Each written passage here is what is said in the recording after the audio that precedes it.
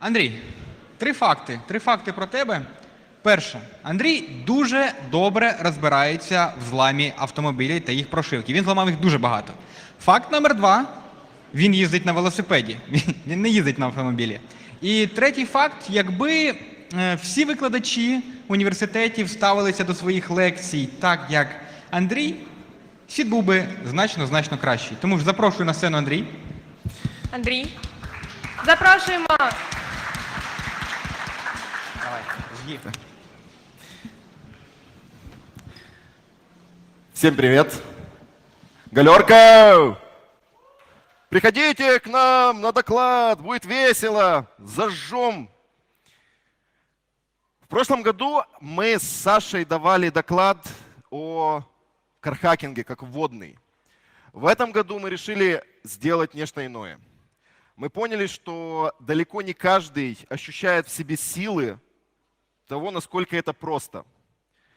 И сегодня цель, которую ставим мы перед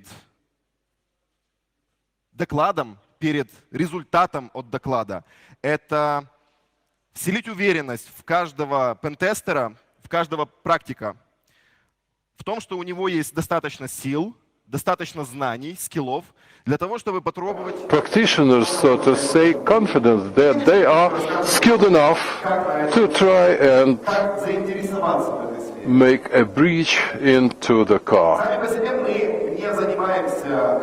We are not involved in any car hacking.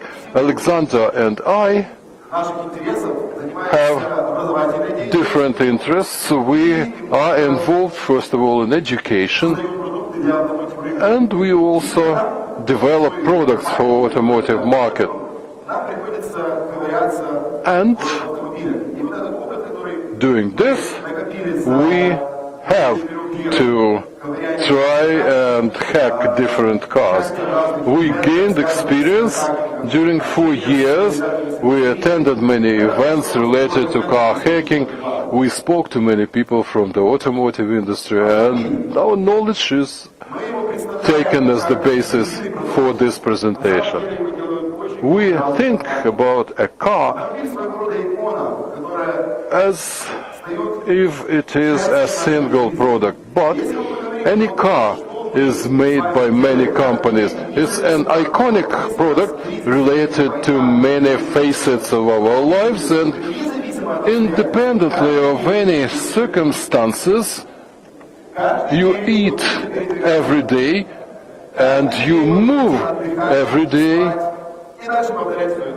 you sleep, you entertain every day, and you repeat the cycle every day. So the car is needed for transportation. It's indispensable part of our life, and the security has the topmost importance.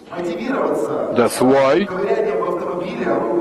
to look into the car, to try to hack a car, which is dirty work, is exciting, and your motivation can be as shown at this slide.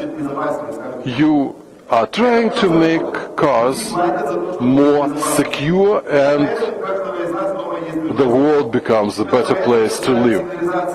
It is a paid work. We all have locks at our homes and offices. We have burglar alarms and so on. The insurance companies exist because we are ready and willing to pay for our securities, despite the fact that the chances to win are not better than in casino. Then you may become famous.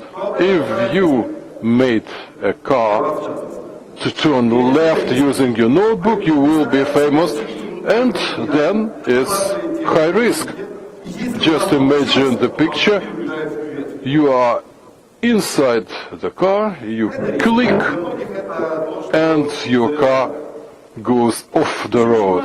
So it's a risky thing to do. What is important is that the car hacking is not necessarily breaking the car. It's a search of some or any unusual, non-standard behavior.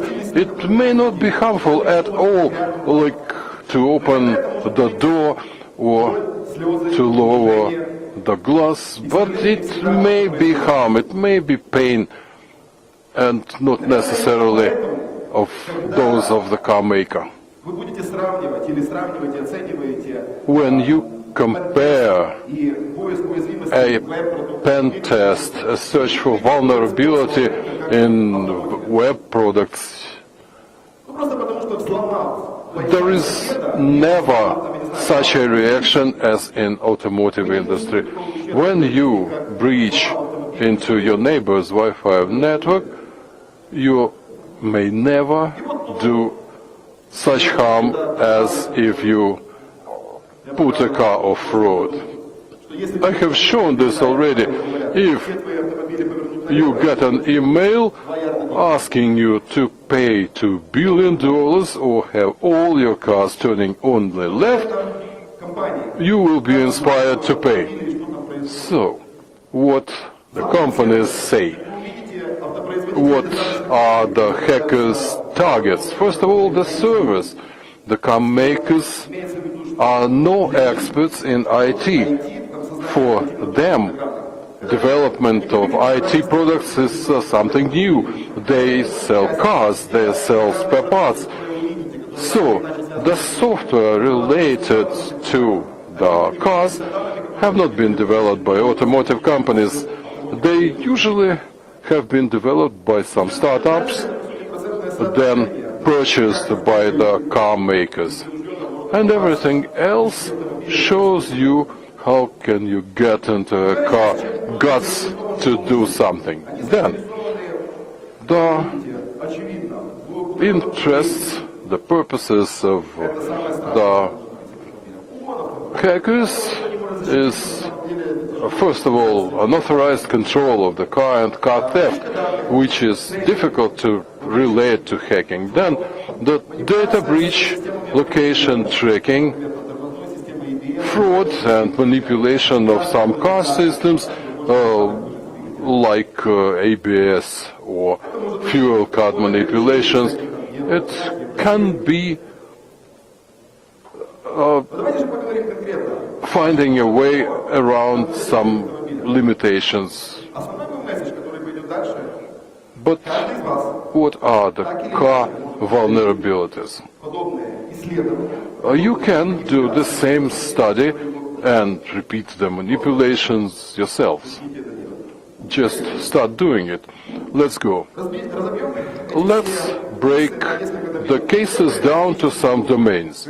First of all, physical vulnerabilities, when you can come to a car and do something which may seem primitive but isn't. Then mobile apps, architectures that have been implemented in the cars a long time ago, and new features are added incrementally, and they may not fit to the architecture. Then the remote breach through infotainment systems, driver assistance systems that allow you to drive the car in semi-automated mode on the highway or even in the city, and some mixed cases.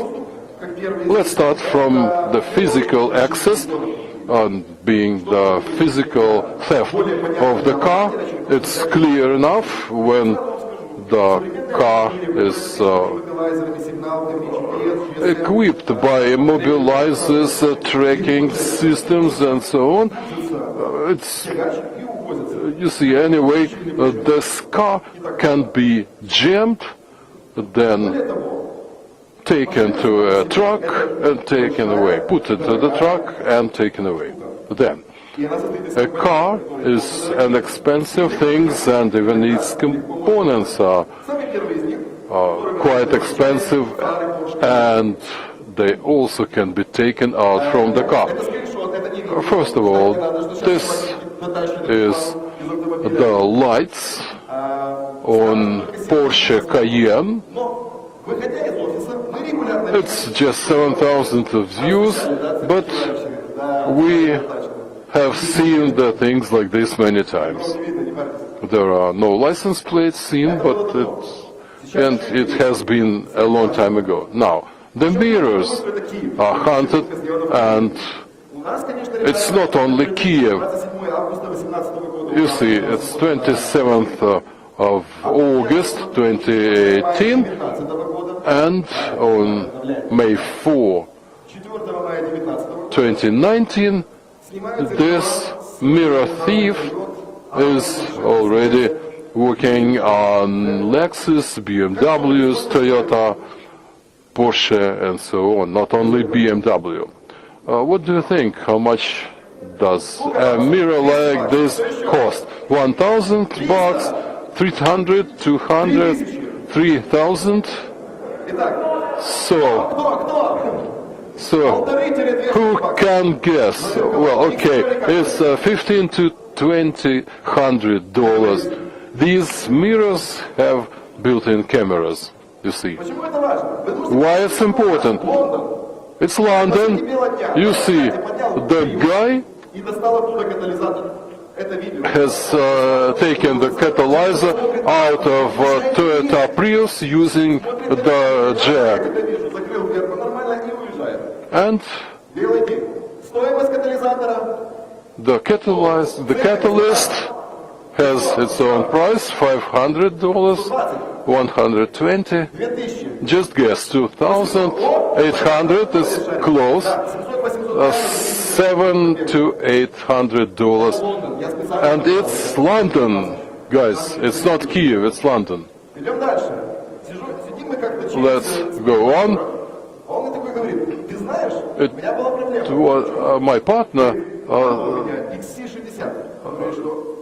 told me a story about his Volvo XC60, and he explained that this model has so-called holdings for four-wheel drives, and there is a bug in this holdings because this block can be taken out of the car between the rear wheels, and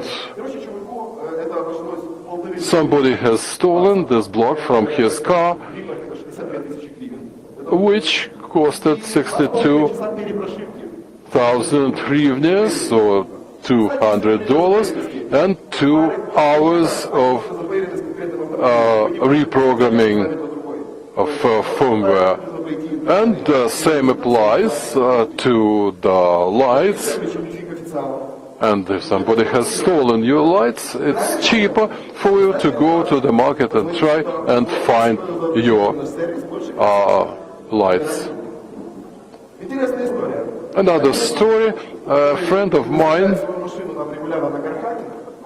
who gives his Ford Mondeo for car hacking is using the Moldovan license plate. And the problem is that people are trying to steal these Moldovan license plates for crossing the state board without paying the duties. So forcing what can be simpler than taking some part out from the car. But these parts that can be taken off the car may be connected to the internal car network. It means that if you find a module connected to CAN bus and you take it carefully, then you connect your device, and by the way, you see there is a space for CAN transceiver to connect to the CAN bus of the car, so you can connect your your device to a car through connectors. You can start uploading the CAN frames, the data, and open doors or reprogram some management modules, or put there a man-in-the-middle device. It's Golf MK7, and this can be applied to Suzuki and Honda. It's the Bosch device for cruise control, checking the distance between your car and the next car on the road. It's, so to say, intelligent cruise control, which is outside of the car and is connected through the connector. You can connect and send frames to the CAN system and open the car. There are many similar things. Almost 10 years ago, Mazda had some connector under in an accessible point. All right, guys, raise your hands who is involved to pen tests of mobile apps. Nobody, but all right. It may be so that you need a smartphone and mobile application just to start the car. There are many applications for Fiat, Chrysler, GM, BMW, for car sharing and so on. What can go wrong? In 2015, it was possible to use a Wi-Fi access point to take credentials using HTTPS without certificate check.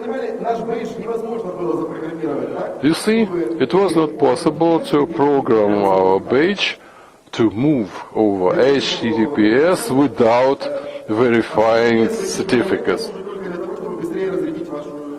So you see, in these applications, the only purpose of HTTPS is to empty your battery quicker. Nissan Leaf, a smart developer,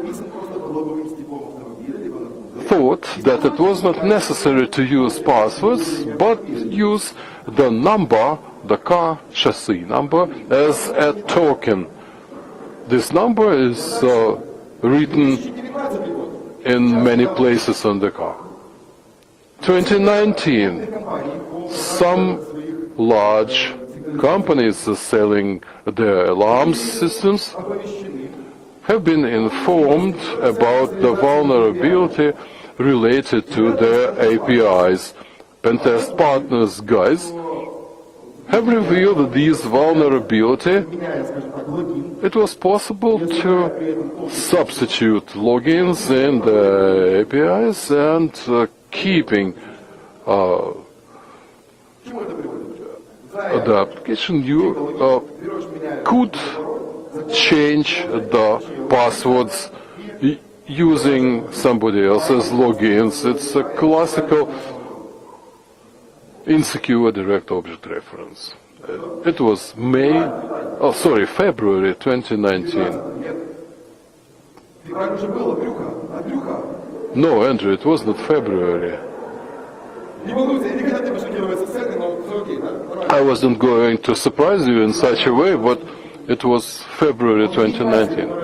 OBD devices that are connected to the car, it's 3 pens devices that you connect to test your car, but they all have Bluetooth, they have all the default pin code like 1, 2, 3, 4, and they can send custom CAN frames. So if somebody else is near you, he can create CAN frames and using Bluetooth send these frames to your car.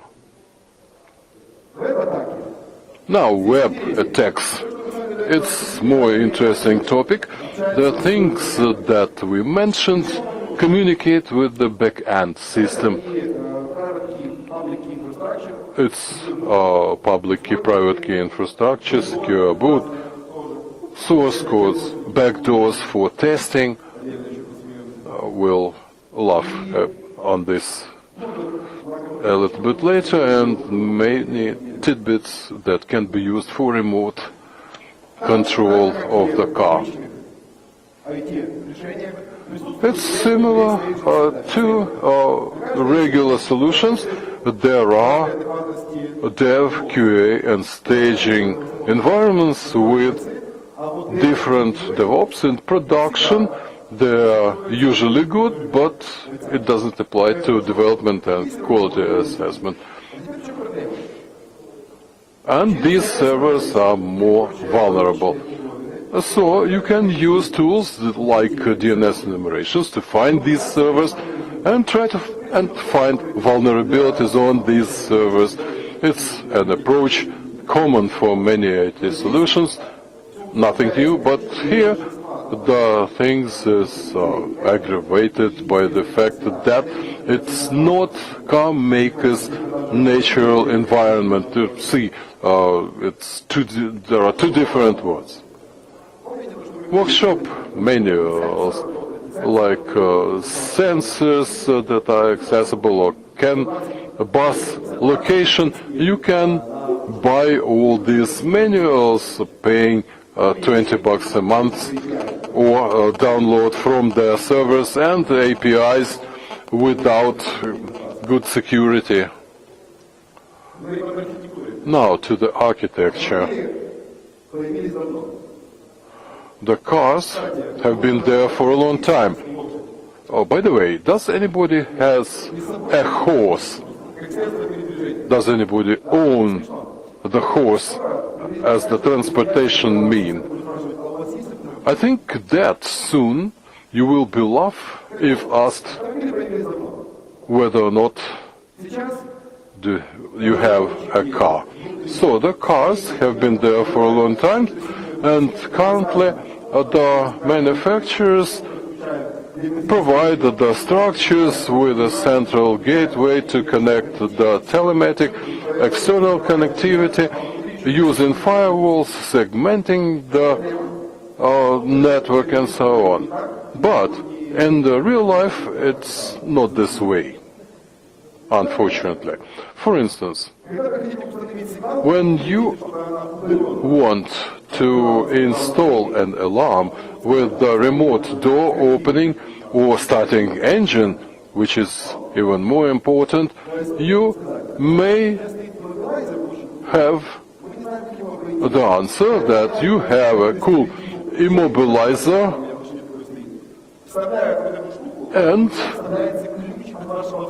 they just insert your key and then something is programmed under the dashboard. Again, the key to open car and start the engine is somewhere in the car. It's $8 and the alarm like this is very popular in Ukraine. Another problem, immobilizers who aim at preventing the car from stopping have also vulnerabilities because they have some debug connectors not turned off. They have very weak algorithms to give access to internal networks, to CAN networks, and all the secrets, all the keys are saved to the flash memory without any encryption. And using some reverse engineering tools like Ghidra or IDA or Radar, you can analyze the structure and to know the well-forgotten algorithms. There are sites in the internet rendering services to make corrections or changes in immobilizers. Then, radio frequency hub, we have a keychain and a key with a transceiver, but where is an internal transceiver? Well, it should be somewhere in the secured gateway behind the firewall. Not at all.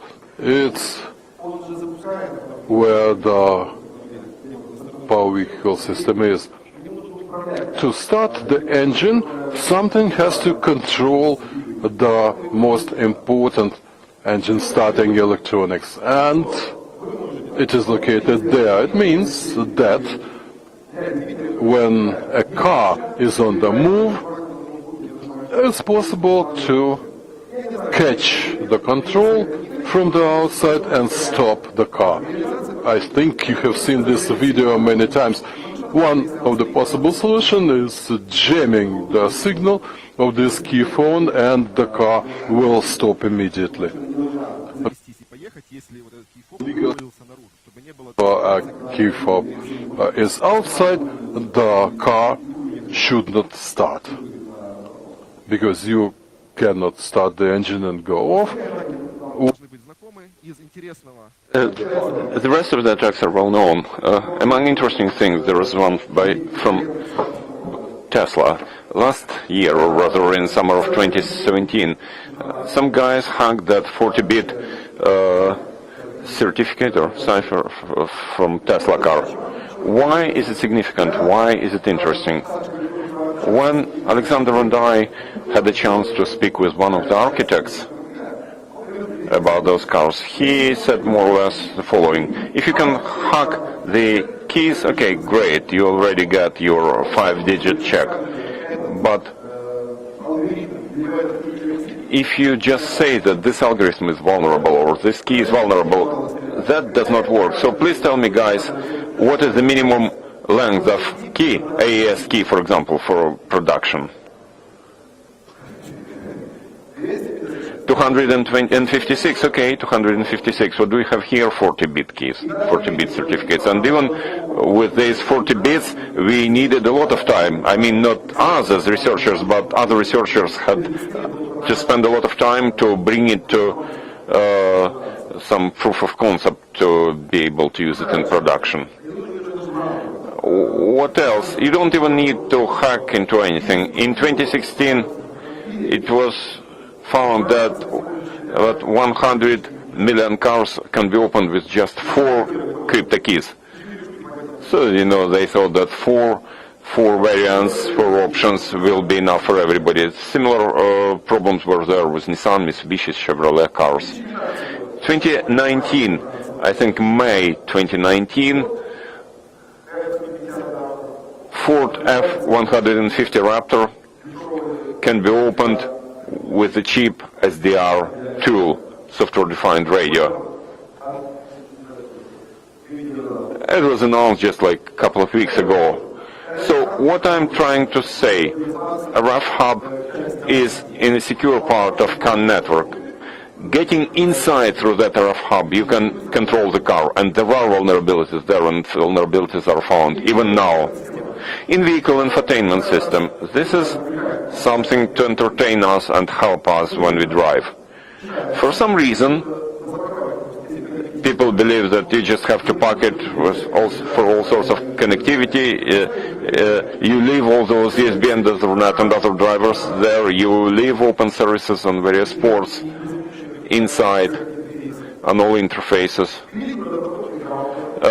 You embed an outdated browser there, and you can use remote code execution through the browser, and then you get inside the CAN bus using that hub.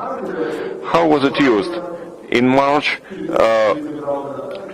that browser vulnerability was used in Tesla cars.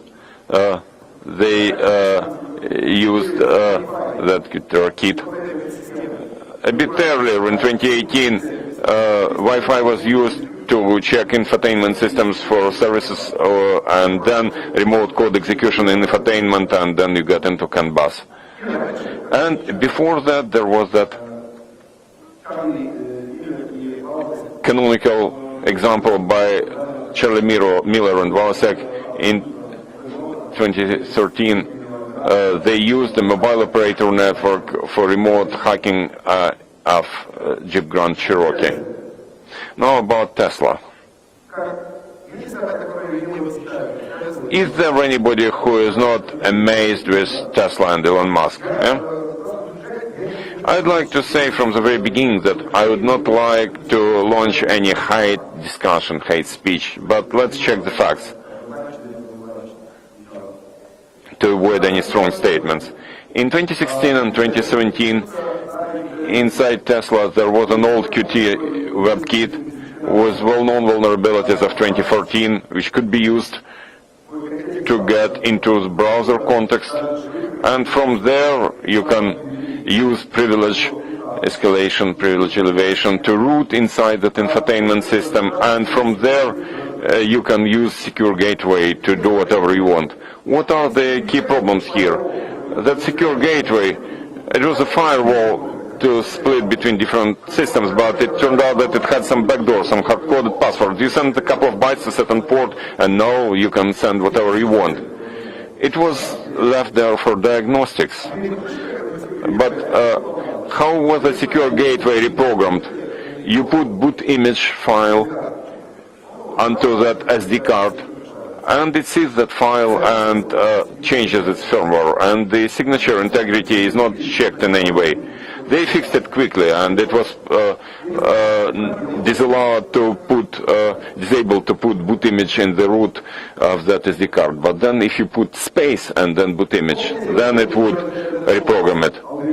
Remember I mentioned challenge and response algorithms. When you want to diagnose your car, you have to get through that gateway to reach those electronics behind that gateway, to reprogram it, for example, or to get some error codes from there.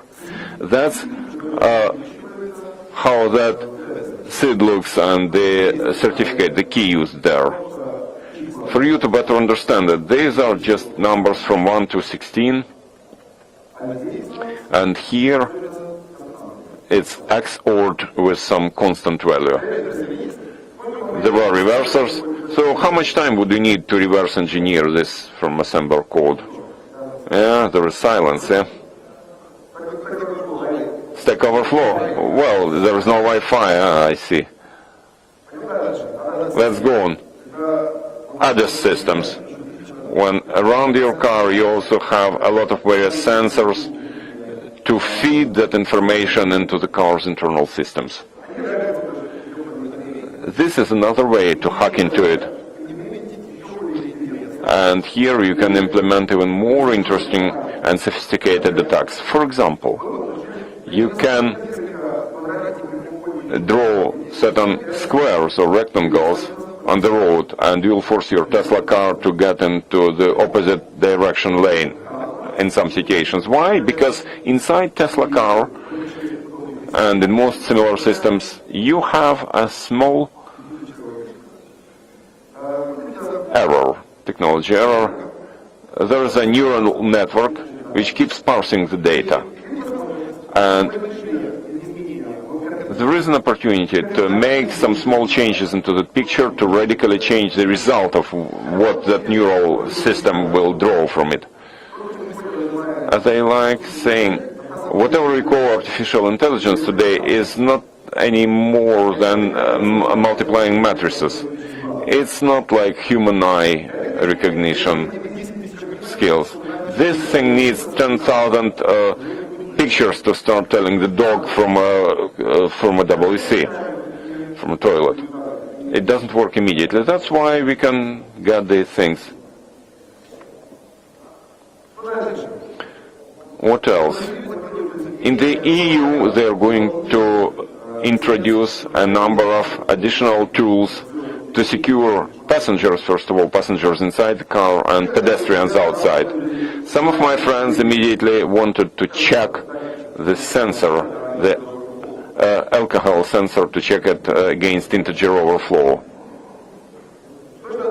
What does it mean? Around our car will keep getting more and more systems, and it's more important that car vendors, car producers have to implement it. It's not that they say, oh, now we finally want to implement it, but they are forced to do it, and that probably means that not everything will be great about security in those implementations. These are several things we have been working on in our lab. First of all, we started looking into 4G networks. Recently there have been boards and tools available to everybody, which you can use to deploy sort of micro network operator based on open source software, and you can start fuzzing wireless protocols. First of all, 4G. Why is it important? Because inside that modem, inside your iPhone, inside your Android device, inside any and every device, you have a modem which has its own operating system. It was not developed by Apple nor by Google. Most probably it was developed by Alcom. And there are vulnerabilities. And if you identify that vulnerability in that 4G, you're able to do remote code execution in all those modems. And there's no address randomization. There's no non-execution bit. And even if it's there, hardly anybody would set it. It's not as secure as some other hardware. We are not the very first people to get to this. And when we got the first results, we found some publications by Korean guys who said that they already found 36 or 26 vulnerabilities even before network authorization stage. As you can see, we or somebody who made this picture has real SIM cards with keys, and that phone can authorize can be authorized in some network, and then we can file the protocol after the authorization. What will happen after that? Nobody knows how the car will behave. And now they are expecting even newer interfaces, wireless interfaces, and there will be interaction between devices, vehicle to vehicle, and so on. And sooner or later, people will realize that those microchips have to be secured.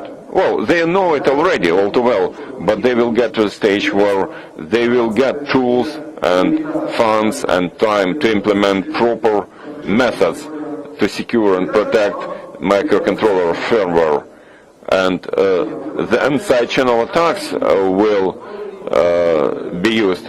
There is hardware, we already have it in our lab, and I even brought it here to show it to those of you who will approach me after my presentation. And most importantly, it is quite accessible, quite affordable in terms of pricing, like $1,200 for all this.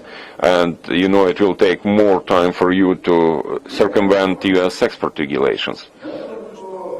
Maybe I am done. Maybe I have showed you a lot of vulnerabilities, a lot of cases, and maybe some of those will be interesting to you. Try and play with it, maybe it will be of interest to you. At least whatever you can do with desktop computers and servers can be nicely used for hacking. I am done.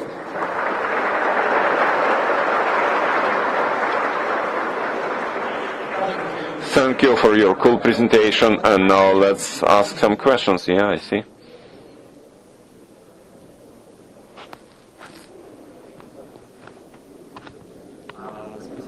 Thank you for your presentation. This has been a very interesting one. Many new vectors, many new topics. My question is this. Quite recently in DEF CON chat there was some discussion about car hacking. Maybe, or most probably, you participated in a discussion too. And that expert was saying how everything is bad in various companies. And when asked which car you would suggest in terms of security, his answer was this: I would buy that Dell 3 tons. Yes, that was written by me. You, as an expert, would choose security more at the physical level, yeah, rather than security against hackers. Well, I even prepared a special slide on that subject. If I made you so much worried about all cars being bad and we'll all die and so on, this is not the case. Indeed, now, when the cars and connectivity in cars has not progressed so much, the key danger is about the car being just a massive moving object.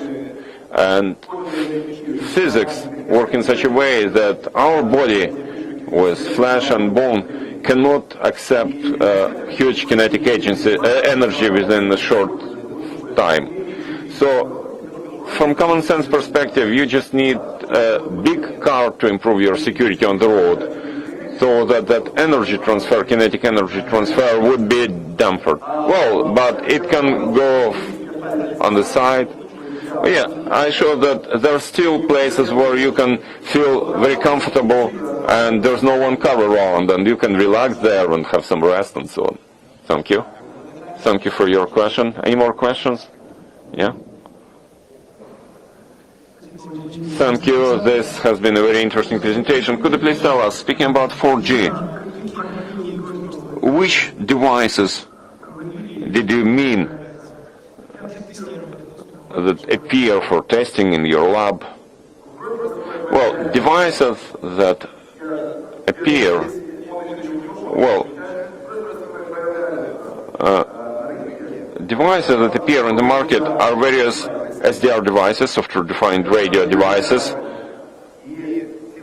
and currently we can get and use and buy SDR devices that implement 2x2 MIMO with the channel width, filter width of about 50 megahertz or even wider, and sampling frequency about 60 to 70 megasamples per second, if you understand what I mean. To make it simple, you can use that device to implement any protocol, starting with RFID labels. So it uses radio interface. Yeah, it uses radio interfaces. You can start with RFIDs, basic things, to everything, to 2.4 gigahertz to 6 gigahertz, a wide spectrum, which you can analyze and research and implement things.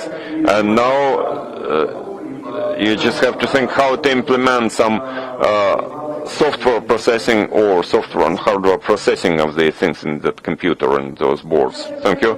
Raise your hand if you have a question. No? No more questions? Thank you. Look, a large part of your presentation has your own pictures you took. Yeah? Yeah. This picture, for example, is it some of you? Yeah, this is the very first time that I see this picture. I believe that you will be able to tell a bit more off stage, how you hack, what you do, how you're hacking those cars. Thank you, Andrey. Thank you.